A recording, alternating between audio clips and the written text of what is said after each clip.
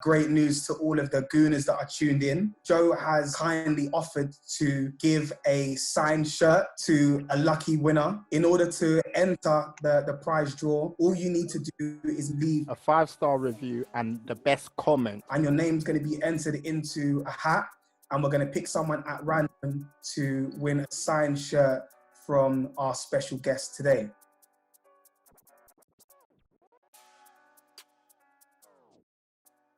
Arsenal is a club that I've played for 4.5, so I can remember, and all the way to the first team. I've been at Arsenal more than I've been at home, so it's crazy to feel like I've been so blessed to be at such a massive club all my life. How was that moment when you signed the thing? To sign that contract, know that I can get like my mum a dream house and do all the things that I've always dreamt of doing, Arsene Wenger, man, what a man. He's a man that when he speaks, everyone listens. Personally, I'm just really learning so much from him and learning about the game. To be honest with you, he's really an amazing man. He's an amazing coach. And I'm not just saying it, obviously he's my boss. I'm not just Saka's a wonderful kid, he's a wonderful player. And when he signed the contract, he gave obviously a massive statement to say that he wants to play for the Gooners. Always an amazing guy, man. Obviously everyone knows he's our captain, but not only is he a captain, he's a massive player for us. Hello listeners, and welcome back to yet again another episode of the Beautiful Game podcast. As ever, I'm your host Budge, joined by my faithful two co-conspirators Dot and Dej. Gents, how's it going? I'm excited, man. Big up Joe for coming onto the platform. I really appreciate it, man. 100%, man. How about you, Dej? I'm doing very, very well, bro. Off air, we've been having lots of banter. So I'm looking forward to this one. This is going to be a funny one. This is going to be a great one, man. So before we kick off and introduce our special guest, just if I'm not yet subscribed to our YouTube channel, it's the Beautiful Game podcast. And you can also listen to all of the audio versions of our interviews on Spotify as well. Putting it out there early doors that we are going to be having a very, very special giveaway, which I'm sure will be great news to all of the Gooners that are tuned in. And Joe has very, very kindly offered to give a signed shirt to a lucky winner. In order to enter the prize draw, all you need to do is leave a 5-star review on Apple Podcasts, and your name's going to be entered into a hat, and we're going to pick someone at random to win a signed shirt from our special guest today. So just to be clear, Budge, a 5-star review and the best comment will be given a Arsenal signed shirt by Joe. Sorry. Super. Thank you very much for that, Dot. Now, without further ado, we're going to introduce our special guest. He's a young gunner who's risen to prominence over the past 2 years, ever since he made his Premier League debut against Newcastle on the 15th of April in 2018. We've seen him make lung-busting runs from box to box through the midfield. I don't know if we've got any Marvel fans tuned in, but I liken him to Bucky from the Winter Soldier with a bionic arm. We see him hold off man in the midfield, tell him to chill out, this is my ball. We see him strong arm people, part of the midfield. He loves an away day. Most of his goals, if I can remember correctly, have come from being on away soil. So he does love to travel. He travels well. His athleticism, strength and intelligence and ability to think and react quickly are all components which contribute to Sir Arsene Wenger, a very interesting player. Ladies and gentlemen, without further ado, we welcome Joe Willock to the platform. Welcome, Joe. What's going on, guys? We're good, Joe. Thank you for that beautiful introduction. that was a good one. Still, gotta give you the TPG treatment, bro. This is it, man. So welcome. Thank you for taking the time out to chat to us. Obviously, the season's resumed and it's busy. Games coming in thick and fast. So we know that you're in the thick of it at the moment. So we really do appreciate you taking the time out, man. But over these next sort of 45 minutes, we just want to chat to you about your career so far, your earliest memories of the game, and what's happening at the club at the moment in Arsenal. So the first question to ask you, Joe, is you've obviously been at the club and you've come through the academy from a very, very young age. From like 3 or 4, you were already at the club, which is like, you know, something that doesn't happen to you know, just anybody. And one of the questions that I got, so when we put out to the listeners of the pod that we were going to be interviewing you, we got a few questions in from the listeners, which we're going to ask on this pod. And one of them was that they wanted you to explain the process for some people who may not understand the difficulty, because, you know, when someone signs for a club at such a young age, maybe people think straight away, oh, he's made it, like he's in the academy and that's it. But they don't understand that there's a long process and it's a difficult one, and how few academy players actually make it through to the first team. So if you could just like talk us through, you know, that kind of process and the journey through the academy. Well, first of all, you need to start by playing at a Sunday league team, you know, or like a local side where you can be spotted to get an opportunity to join the academy. But there's many ways you can do it, you know. I never played for academy because I was just enough to have 2 brothers that played for Arsenal before me. But there's loads of ways. I've seen players come from just like been on the street, and like my best friend, Michael Parker, he was just on the street, like, and I just brought him in and I said, give him a trial, like he has to play. Seriously? Yeah, I'm not playing if I'm not playing with him. That's what I said, innit? And then he got in. Wow. He got into Arsenal. So there's loads of different ways. When you're in an academy, like when the boys are a bit younger and like it's a bit premature, they're a bit more lenient, you know, with who they let in and stuff. So I say, for me, you need to want it, you need to be hungry, and you need to understand that some clubs might not want you at that young age, you know, and you have to just always keep on asking the question, like, can I have a trial? Or even when I'm playing Sunday League, always do your best. But if I want to say the process that many people know and have in their mind is, you first of all, you start with maybe a academy or a sort of a training school, you know, and there's scouts that come over from clubs to watch you, and they come to see like different players, different young players, and see what the next talent is, and you play there for a bit, and then usually loads of players get scouted. If you're in a good Sunday league team, you should get scouted, you know. So then you go on trial. I never went on trial, but you do go on trial, and then you take it from there, you know. Every year you try and get a 2-year contract to keep on progress. But luckily I just got carried on getting 2-year contracts. But if I want to talk about my own journey, well, I started off just on the side, you know, watching my brothers play, because we used to live like 10 minutes from the training ground in Hale End. Luckily, God just put us there, and we didn't even know about the ground, innit? So we just moved there when we was younger, and it was 10 minutes from Arsenal training ground. So every day my brothers trained, I went there as well, just on the side, you know. Never stayed at home or never also with anyone else. I was just always at the training ground every day. So one of the scouts went up to my dad and said, "What does your son play? Does your youngest son play as well? We might as well get all 3 of them in, you know." But I was just kicking the ball on the side, like always used to just kick the ball on the side. And like when my brothers used to go on the pitch, I used to cry because I wanted to play as well. So they just let me play from I was 4. I used to play up like 3 or 2 years with the bit older boys, because obviously I was so young, my age group, you know. So they just let me play, and then when I started playing, I never looked back, you know. And then I just went through the academy. Obviously there was a lot of different obstacles and things that you come across when you're growing up in the academy, but yeah, I just went through every year. Every 2 years they send you a letter saying if you got a new 2-year contract or not, you know. And I've seen a lot of boys drop out and it didn't work for them. But me, luckily, I was blessed to always in an extra 2 years, you know, and just it's always been that sort of journey for me. I've always gone higher and higher, you know, now I'm at Arsenal first team. But it hasn't been really clean slated. Yeah. Like I had a few obstacles in my career when I was 17, 16, but we'll get onto that. But yeah, that's the normal process that the young players do now.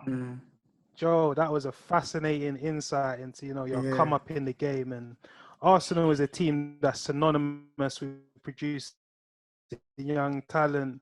In my day, you know, you had Jack Wilshere and Emmanuel Frimpong. Now I know Luke Nobbs and Pierre-Emerick Aubameyang are heading the academy system. What is it about the Arsenal infrastructure that allowed them to produce such burgeoning talents like yourself, Eddie, Saka, you know?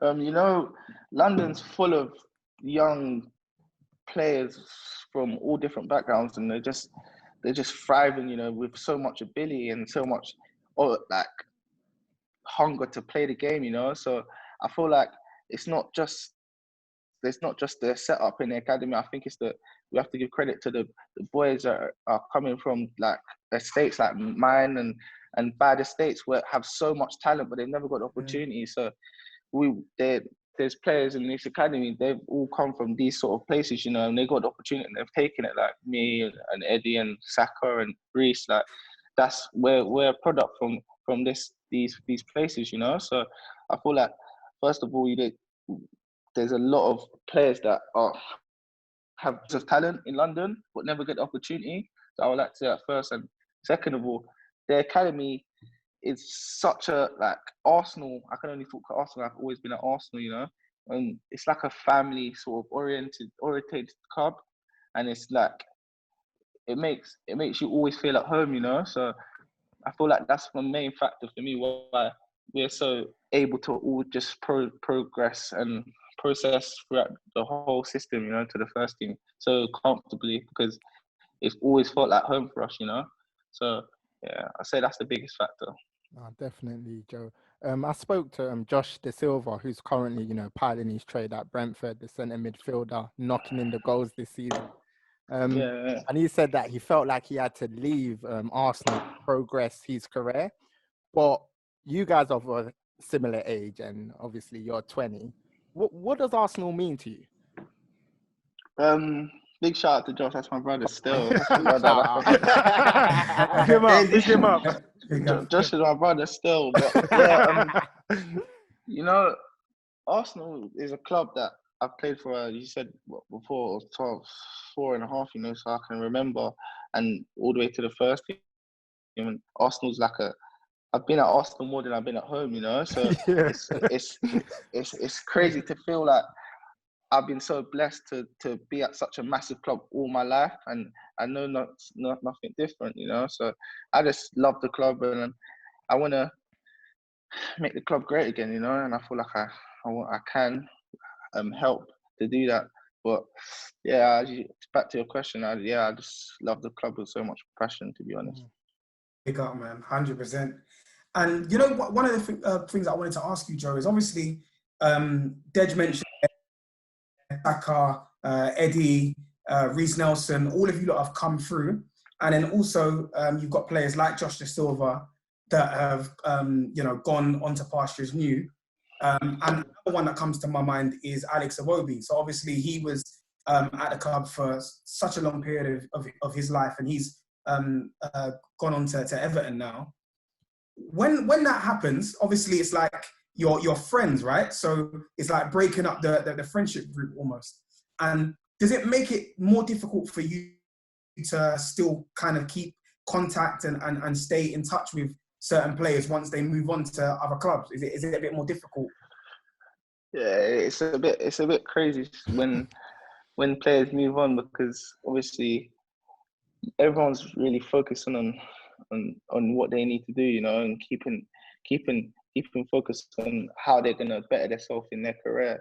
So when people move on, that's not really your focus, unless they're your really close bedrooms. It's not really your focus to keep in touch with them, you know. Obviously, when you see them, but now you need to understand that everyone has their own path, and people are going to move on, you know. So it's very hard. But obviously, it's always love when we link up. Yeah. 100. Until we link up, it's not like, unless they're my close friends, I don't really like keep in close contact with them. I'll be real with you now. No, I hear that. That's a fair explanation. Yeah, Joe, you're a young player, 20 years of age. You're in the limelight. We recently spoke to Jordan Ibe, and he was talking about the pictures of, a big money move to a club like Bournemouth. You're in the public eye. How do you sort of manage that fame? Because you're at a top 6 club, a big club, you're well recognized. So how do you keep grounded?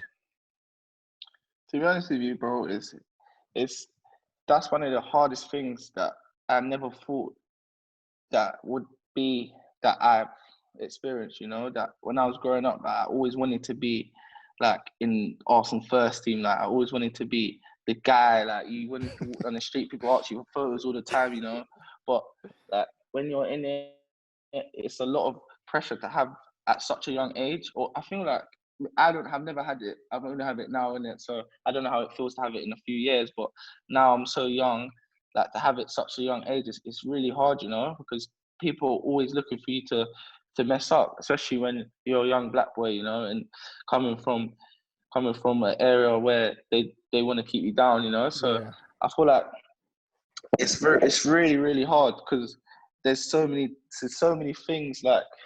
Oh, sorry. No worries.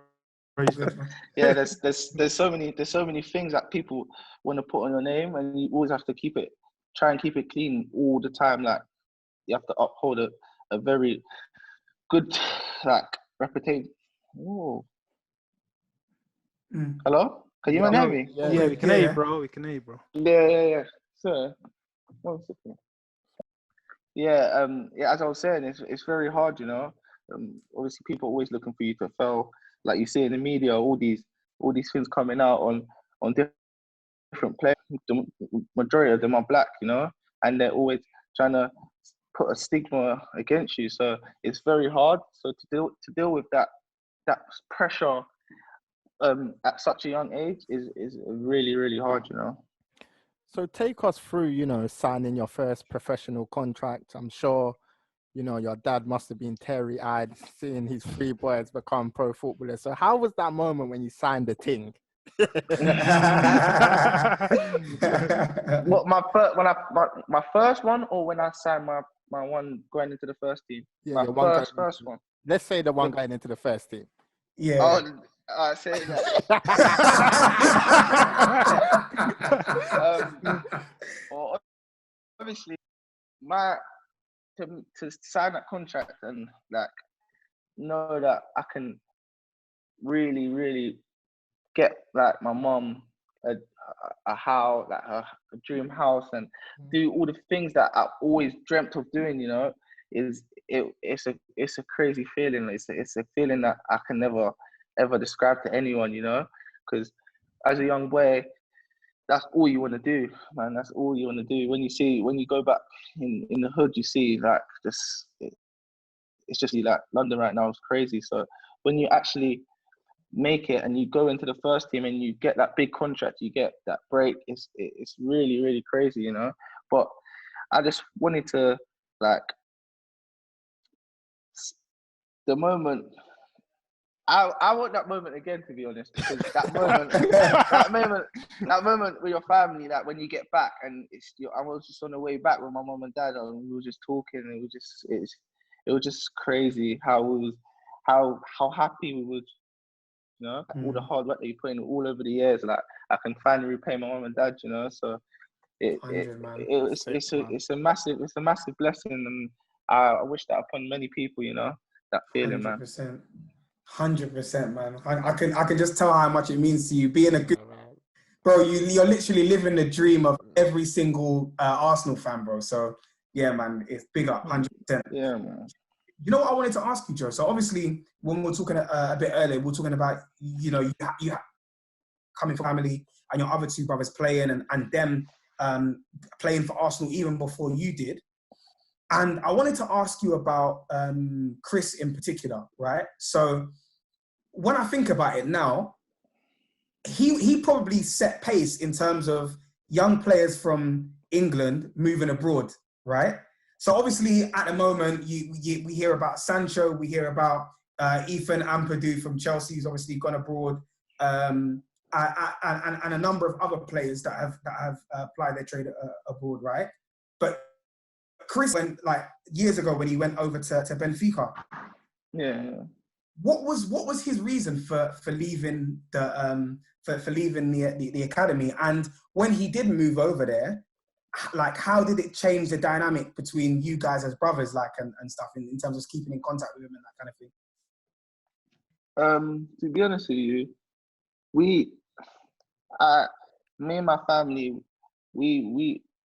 our decisions are made by the Most High, you know. So we prayed about it as a family, and we studied the Bible. We tried to fast about it, you know. And we came to the decision as a family. We thought that God was leading Chris to play in another country and learn a new sort of culture, you know. And that's what happened. And now we look back at it.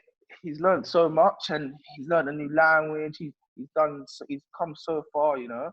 And that's actually the bottom line of it. There was no like sort of think like money or like trying like other alternate motives. It was just purely guided by the Most High to make that decision as a family, and that's what we did. You know, we stayed strong in our faith, and we're still staying strong in our faith because it obviously hasn't repaid us what we thought it would matter, but we never know. We're just still trying to stay strong in our faith with that move, you know, and 100%. That was the bottom line of the move.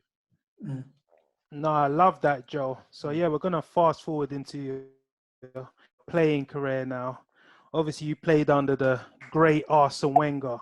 You know, we've all got fond memories of him as a top elite manager. How was it like, you know, being under his tutelage? Arsene Wenger, man, what a man. He's a man that when he speaks, everyone listens. You know, he'll walk in the room and it goes quiet, like everyone's just like looking at him. You know, he's a legend, and he's a man that he had very few words to say, but when he said something, it was always like the right thing. If you get what I'm saying, like it's just a certain guy. But honestly, like the Godfather. To have the that opportunity to play under, and it was crazy. Now I think about it now. Obviously, when I was in it, I was just thought, yeah, that's the manager, like that's the boss, like. But now I think about it, it was a crazy like opportunity to play under him, you know, and have stories to tell about him and memories, you know, because he was a brilliant man and a brilliant coach, you know. So he's taught me a lot, and I feel like he's inspired a massive club in how we play. So what's the one thing that you've taken from him, would you say? What's the one ingredient or mineral that you've taken from Arsene Wenger? Arsene Wenger was so like calm and like just so chilled out about so many different situations that would just look messy on the outside, and he just dealt with it, you know. So that's what I tried to do, you know. When I have obstacles in my career, I always try to just look at chill out and try and deal with it in the right manner. And I feel like that's one thing I've taken from Arsene Wenger's area when I was playing under him. That's great to hear. Yeah, that's great to hear, Joe. So obviously Arsene Wenger departed, and Unai Emery came into the dressing room, and from the outside looking in, it seemed like it all unraveled. How was it working under Unai? When he first came in, I feel like everyone really was optimistic about it, you know. No one really had a lot of background check on him. Everyone was a bit like standoffish, but when he first came in, I'm sure everyone saw the footage of us in pre-season, was working really hard, you know. Everyone was about it. Everyone was trying to get busy. So everything was working, you know. And what he done when he came to the club, he was only there for a few years, but I feel like he got to a final of the Europa League, you know, and we had a good run in the league. I feel like we he done all right, you know. I'm not really gonna speak about other things that happened in the change room and all sorts, but I feel like he was a good man. He gave me a lot of opportunities, you know, to play, and I really liked him as a man and the manager. Yeah, so Joe, I remember at the time of Unai Emery being sacked by Arsenal that a lot of his messages were getting lost in translation. Is this something that actually happened? See, when he came to Arsenal, he didn't speak a word of English, so it was hard for him to actually translate what he wanted to do at the start. But for me, I didn't feel like that was a big factor for anything really. So by way of comparison, so obviously Unai Emery departing and Arteta has come in. How much has Arteta influenced the culture in the dressing room of the team, and like how has he taken to, you know, his first role as a manager? You know, from the outside looking, of course, as an Arsenal fan, I'm looking at everything like in detail. I'm looking at the training videos. I'm listening to the press conferences and whatnot. And so, from a fan's perspective, you know, it's clear to see that he has a very clear philosophy and way that he wants to convey his ideas. And it's like, it seems like he's instilling certain principles in the team. But that's obviously, for me, as an outsider looking in, I wanted to get your perspective of it being in the dressing room. Yeah, to be fair, when he first came in, was a bit skeptical about what he could do. Obviously, he's a very young manager, and most of the players that play now have all played with him, you know. So it was a bit hesitant on how to approach the situation. But we all opened, let in with open arms, you know, and we all thought, yes, see what he has to offer. And he's come in, and to be honest, he's been no short of an amazing, really. His detail and the way his man management is with every single player is mind-blowing, you know. And we're just all excited to work with him. And personally, I'm just really learning so much from him and learning about the game that in ways I've never really learned about the game, you know. And to be honest with you, he's really an amazing man. He's an amazing coach. And I'm not just saying it. Obviously, he's my boss. I'm not just. I'm not just obviously just. You know what I'm saying? But he's a really, really, really, really, really, really good coach. So. Yeah, Joe, there was this, you know, mid-season break to Dubai, and apparently that really bonded the team together. So what sort of things were you doing on that break, you know, to get the team harmony correct? Was training, was chilling. I don't know, really. It was nothing really too, like, that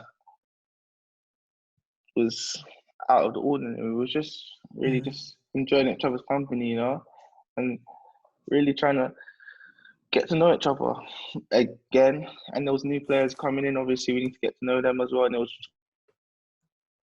good now. And obviously, that was the first time away with the new manager.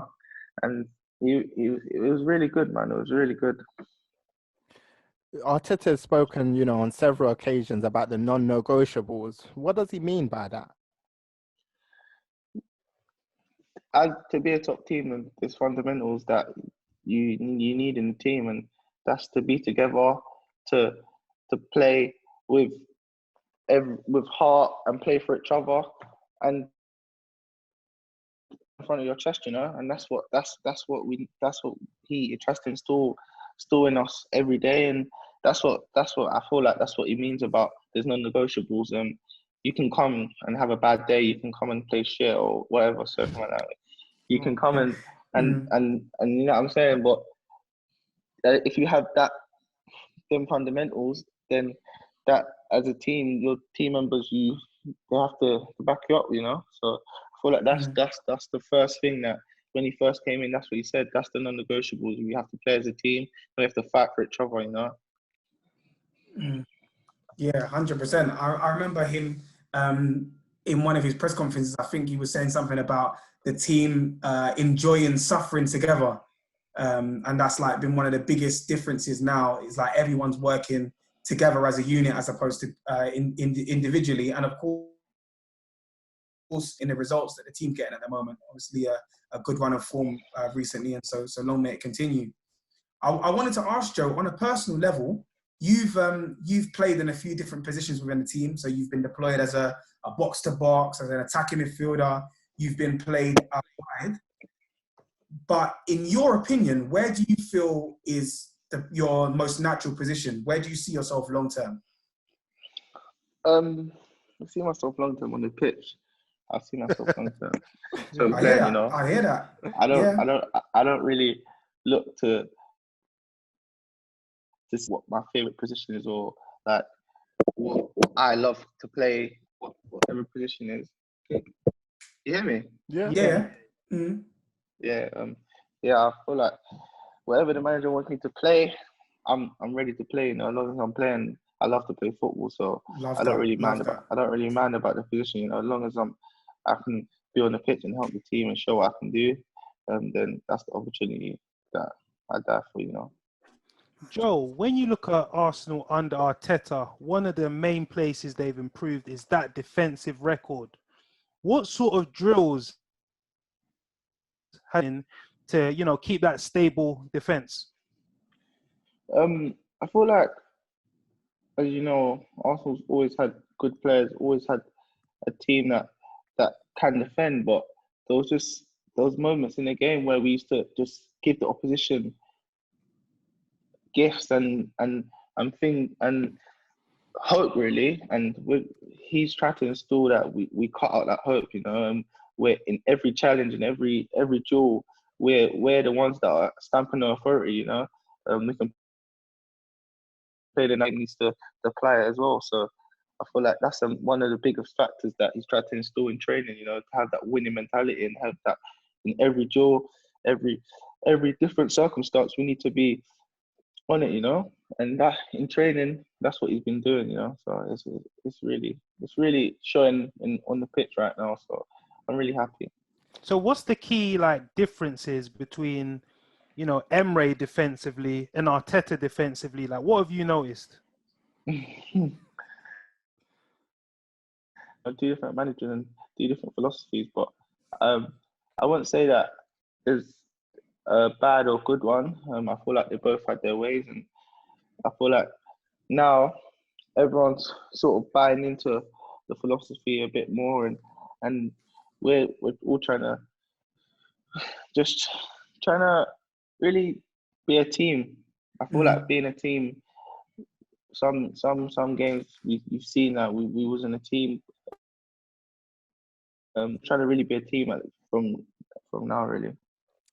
Let's have a deep dive into the mandem. Obviously, there's yourself, Eddie and Ketia, Reece Nelson, but there's been a man that's been capturing all the headlines recently, the young Wonderkid Bakayo Saka.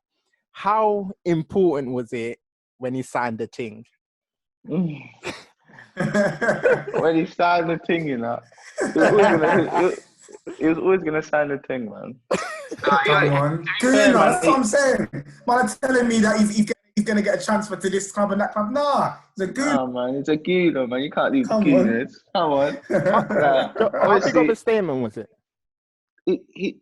Saka's a wonderful kid, he's a wonderful player and he's a wonderful grounded kid, and I feel like when he signed the contract, he gave obviously a massive statement to say that he wants to play for the Gooners, and we're all happy to have him, and I love playing with him, man. He's a wonderful player.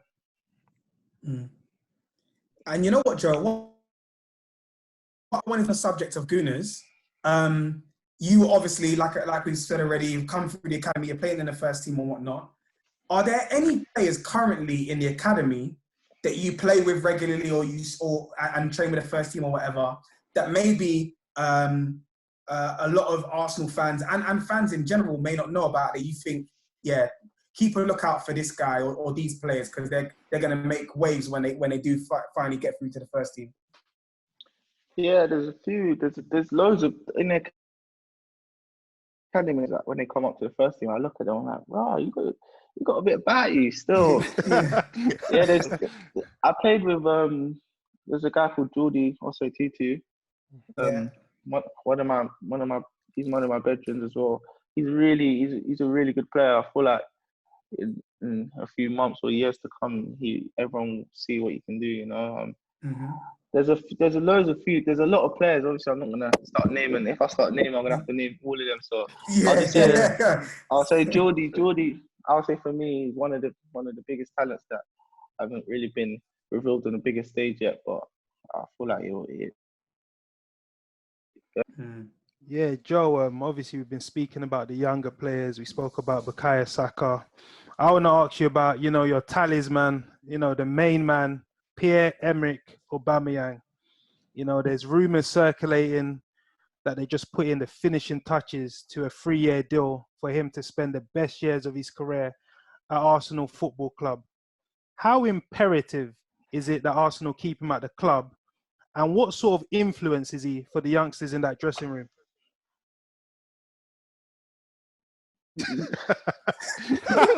Oba's an amazing guy, man. Obviously, everyone knows he's our captain. But not only is he a captain, he's a massive player for us, But I don't really know what's going on with all that stuff. But I love to play with him, man. As I said, he's an amazing guy, and hopefully they'll stay with the club. I can learn from him even more. But he's happy. He's happy at the club, right? He looks happy. he looks happy. Okay. And what's your relationship like with Matteo and Guendouzi? I know you two are both battling for that centre midfield spot. How is he in the camp? Matteo, he's a good guy, man. He's a very talented man, and he's a very close friend to mine as well, Yeah, he's good. He's all right. He's good. Against Brighton, and, Morpay called him out and sort of said Arsenal deserve that, after their cockiness during the game. What's your response to that sort of comment from, Neil Morpay from Brighton? I didn't even see it, I didn't really see it. I didn't really look at the different things that were happening. Joe, you've learned from Arsene Wenger, That's what Arsene Wenger was. I didn't see it. You've been learning. No, I'm not even capping. I try not to be on social media too much, My headphones fell out. I try not to read newspapers and stuff. I just try to when I'm not playing football, I try to do other things, So I didn't really see it, but I'm sure whatever's been said, been settled now. So it is what it is. Joe, taking it back to your game more specifically, obviously, very focused about being the best you can possibly be and getting the most out of yourself. So this obviously is never going to be an easy question because we can never look at it's always more difficult to look at our weaknesses and look at the areas that we need to improve. But in your point of view, what would you say are the weakest areas of your game, technically, tactically, and what are you doing at the moment to work on improving those areas that you feel aren't so strong? For me, I feel like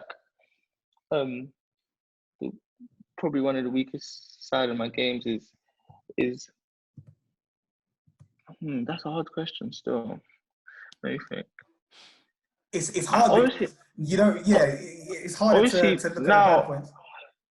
No. I've got loads of things that I work on every day to improve on. I know obviously I could say my left foot or score a proper answer to the question, an answer that actually I'll say having my mental side of the game needs to be improved on a lot, I feel like having such a strong mental having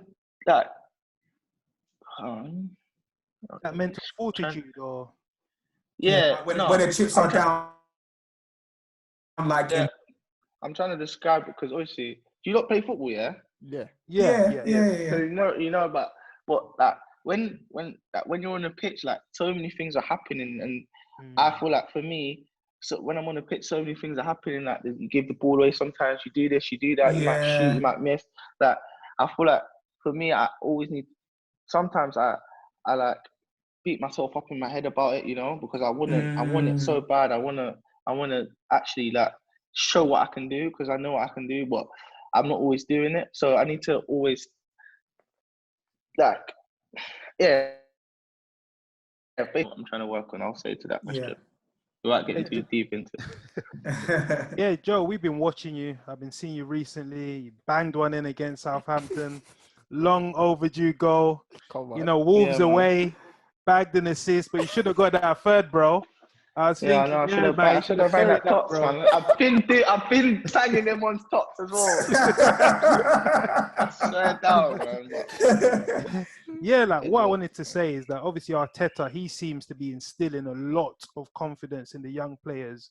So does he treat you any differently in terms of the attention to detail and the time given on the training pitch?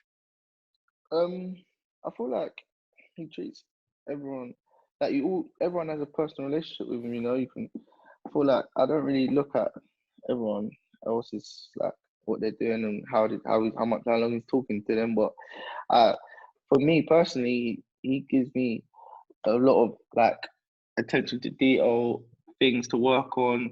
Like he's really good at man management. I feel like it's one of his biggest skills, you know. So for me, I feel like he's spot on with that side of the game.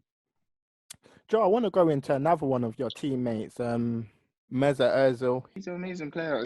Everyone knows Mesut is a legend, man, and he's a player that I speak to a lot, you know, and he's an amazing person as well. If you ever get the chance to meet him, you'll see how much of an amazing person he is, you know, and he's so much like positioning, and he's taught me so much, you know, and yeah, I love to have him around the change room and play with him. So yeah, I'm blessed to play with him. Yeah, so Joe, you're obviously still young, you're only 20. So like what's your short to medium term goals? Is it just to rack up the minutes, or do you want to start playing much more regularly than you are right now? To play football is something that I love to do, you know, and that's always been my dream, to play for the Arsenal week in, week out, and actually show up. You gotta tell these things to leave you alone, bro. Tell these things they ain't got time, bro. Cool, still getting that cool. It's that time of the day. what was I saying? Oh, playing regularly, yeah. Obviously, I want to always, for me, playing regularly for Arsenal, that's my dream, you know. So to hopefully do it soon is what I want to do. I'm not here to rack up minutes or like try and just long out my contract. I want to play for the Arsenal, make a difference, and show what I can do. Really. You know what I wanted to ask you, Joe? Yeah.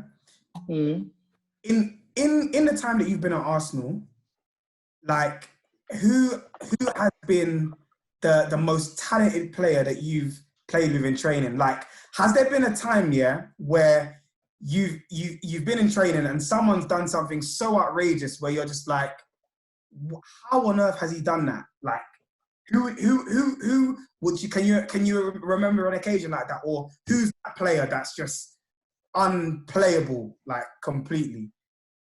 I would say I don't even know. You know, I play with a lot of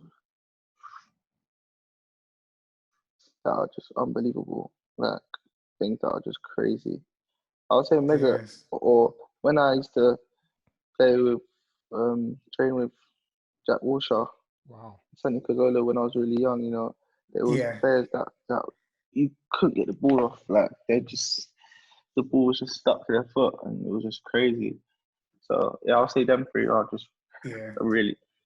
was taken aback by. I can imagine Santi was dumb. Like he just silly either foot, left foot, right foot. Yeah. He was crazy still.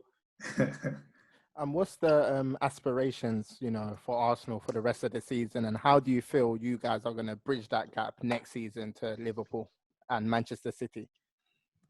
We just keep on doing what we're doing, As a team, we're getting stronger, and everyone can see that. I feel like we need to install that fear into the opponents that the Arsenal used to have, and that's what we're trying to do. I feel like we're taking it as a process, and day by day, hopefully, we can and be where the Arsenal should be. Yeah, Joe, you've spoken very well during this interview, but I know you've been asked a lot about your teammates, but I think it wouldn't be a podcast or an Arsenal podcast if you don't ask about one particular player, and that's your record signing, Nicolas Pepe. From the outside looking in, it looks like he might be struggling, for confidence, struggling to get up to the pace of the Premier League. And some critics have already, he's not good enough for, a top 6 club in the Premier League. From working day in and day out with him, do you think he's someone that maybe next season he's going to come good and he's going to show his worth?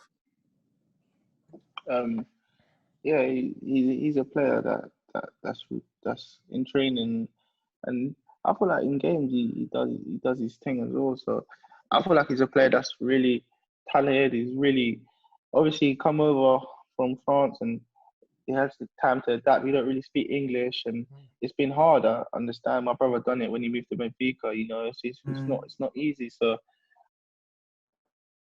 I feel like everyone will see soon, man.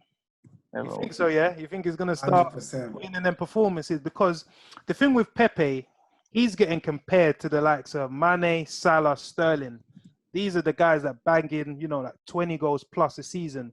Do you think he can get into that sort of territory where he's just finishing, most weeks? Well, of course, but he's not a one-man team, These players are playing for teams that have been built over years and years. We're a bit... Everyone knows that Arsenal is in a rebuilding stage at the moment, and we're trying to get to that stage. So I feel like it's not really the same situation, and whoever's comparing them to them at this point in the moment in time is a bit harsh, But I feel like Pepe is a baller, man. You'll see soon, man. 100%. Do you know what, Joe? I also wanted to ask you, like, I should have asked you this at the beginning, but I forgot to. But I want to remember to do so now. Growing up, for idol in the Arsenal camp, and now when you look at your game, is there anyone who you say that you try to like mold your game according to, basically, or you watch a lot of? To be honest with you, obviously my idol was Thierry Henry. Like, he was a man that was such a massive figure for me, in my life. And me and my brothers, we always used to just like basically just and so when he came to Arsenal, I got the chance to meet him, and obviously we grew very close together, and we grew very close to me and my brothers, So he's a person that's probably now still someone that I really, really look up to, and still, I wouldn't say idolize, because I don't idolize anyone. I don't idolize anyone in this world. So I feel like a person that I really look up to will be Thierry still. But now, in this day and age, no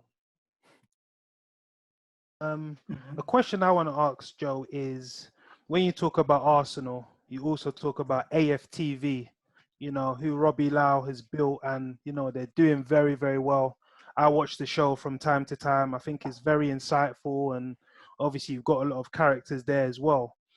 As a player being in the fold, do you watch their content? And also, what do you think about AFTV as a platform?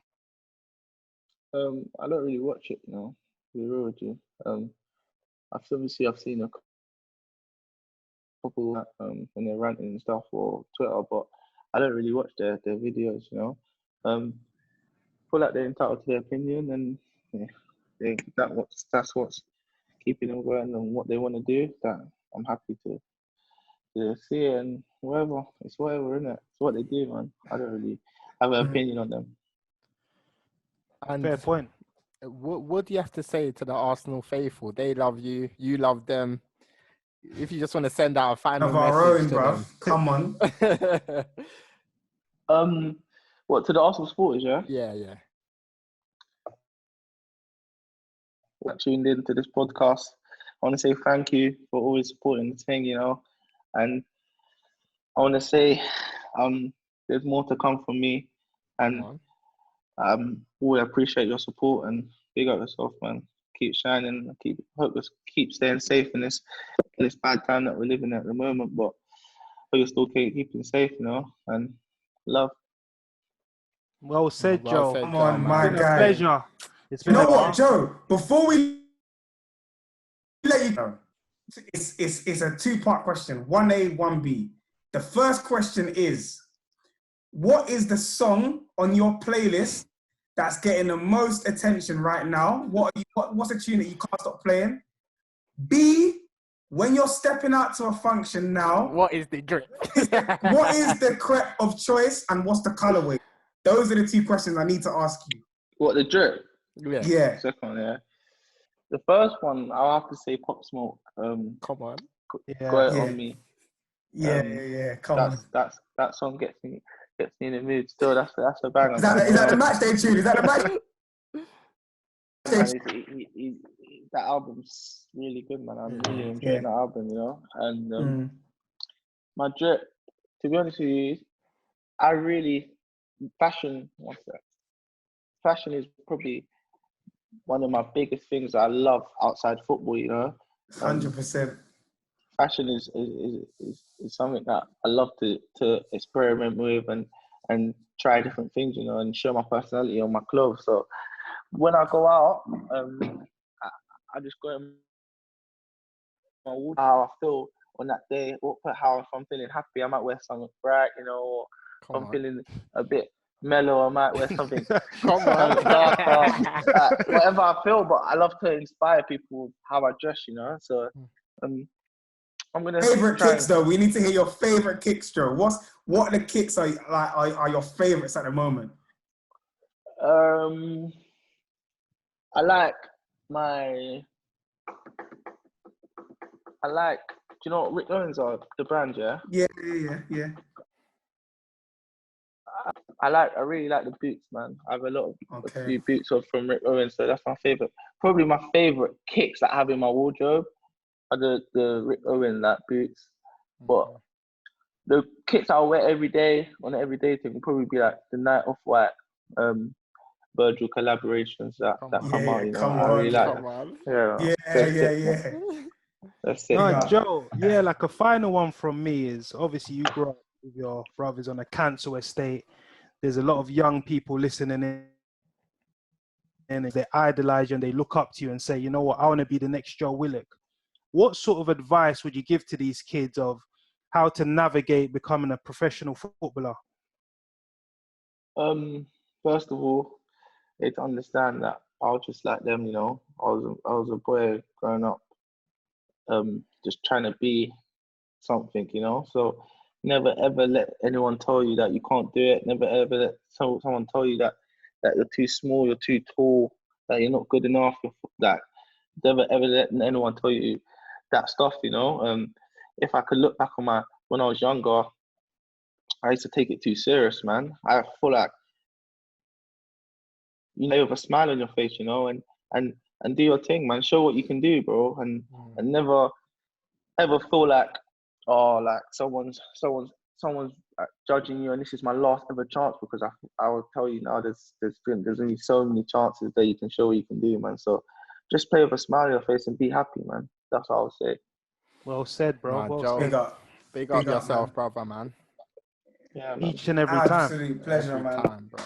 And keep doing your thing, bro. Listen, our schooners are supporting you, man. Yeah. Thank you, man. Thank you. Down, like I said, you're living the dream of every single Arsenal fan. So just keep your head down. I think headed person, and you've got a very, very good support network around you and your family. You've got faith in God and whatnot. So just keep at it, man. And you know, we surely hope that Arsenal will return to the heights that we were once on at some point, man. So I'm sure you will, man. 100%, man. So we're gonna call it a day there. I'm just gonna remind all of you, if you're not yet following us on Twitter, it's at podcast_TVG, and on Instagram at pod_TVG. Subscribe to our YouTube, The Beautiful Game, of our episodes on Spotify, The Beautiful Game podcast, also on SoundCloud and on Apple Podcasts as well. And a reminder for all of you Gooners who want to be in with a chance to win a signed Arsenal shirt from Joe Willock, you need to make sure you leave a 5-star review on Apple Podcasts. Make sure you leave a really, really good comment, and your name is going to be put into a hat to be in with a chance to win a signed shirt, man. So get following, get leaving the comments, the reviews, and all the rest of it. We're going to leave it there until the next episode. Peace.